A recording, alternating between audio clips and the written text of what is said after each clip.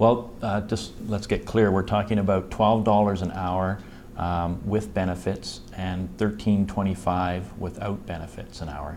And first of all, it strikes me that that's not a lot of money to pay for a person's hourly wage. And we found out through the review, our administration did, that there were 682 people at the city who work for the city who are making less than a living wage. So the report really says, you know, what should our next step be, Council? We believe the next step should be to look at how to implement a living wage for city employees, and that should also go into our service contract providers for the city, so the people who work for the city. And I think that makes a lot of sense. Number one, we don't want tax dollars paying poverty wages for people.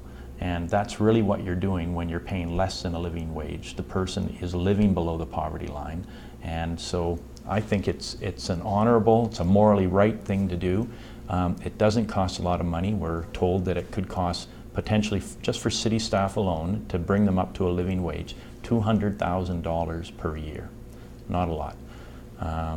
And then for the bump up that'll occur on adjacent salaries kind of thing in the other unions, another potentially $250,000. So for less than $500,000, we can make sure all city staff person makes a living wage. I'm for that.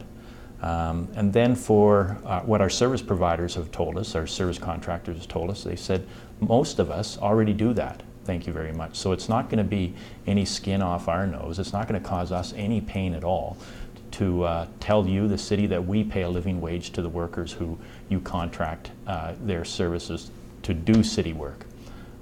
So that's what it means, money-wise. The process of getting there has been to get a really good report from administration. Like, it's a 45-page report, and if you read it, it makes a lot of sense. It reviews what's going on across the country in North America, primarily in the United States, where they have living wage legislation started around 1994 onward. So less than a generation of experience, but over 100 municipalities are doing that in the United States. We're not seeing any, based on the report. The report doesn't tell us that there's any pushback, any concern, any problem with doing that in those municipalities. And here in Canada, we've got something called a fair wage. I think 3 municipalities, the bigger ones, have put it into their contract language that says when the city contracts with outside providers, they must pay a fair wage to their employees. So while we would be the first municipality forming the language, the argument around a living wage and setting a minimum standard of what payment could be, other municipalities in Canada have already set a fair wage for Toronto and other places.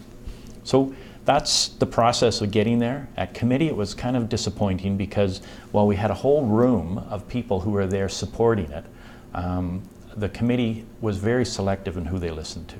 So we came up with a 5-4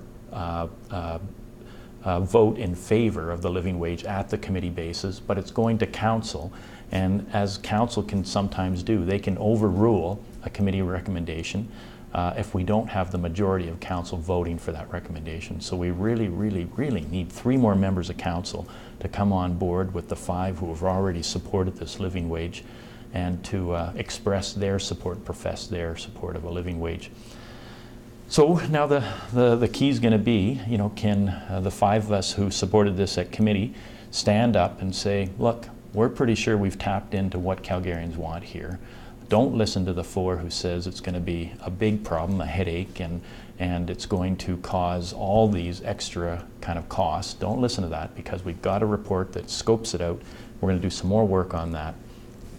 And we may tweak the recommendations for a way of amending it so it gets more support from other members of council. I certainly hope and would like to speak directly to those members of council who've not been heard on this yet. We need your support on a living wage document so that we can make sure that Calgary does not pay poverty wages to its employees and contractors.